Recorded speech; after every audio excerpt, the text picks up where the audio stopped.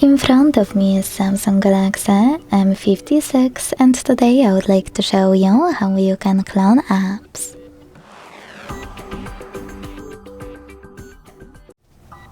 Begin by opening Settings and scrolling to hit Advanced Features. Then scroll again to tap on Dual Messenger and use gray switcher next to any app you wish to clone. Then choose Install in the pop-up and wait. You can also tap on this switcher next to Use Separate Contact List to enable this option. Then click on it and tap on Select Contacts to divide them.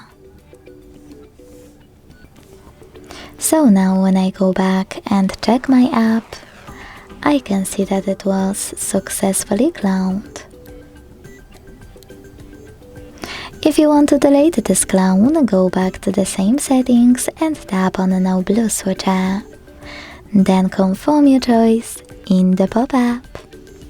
Thanks so much for watching. If you enjoyed this video, don't forget to leave a like, comment and subscribe. Bye!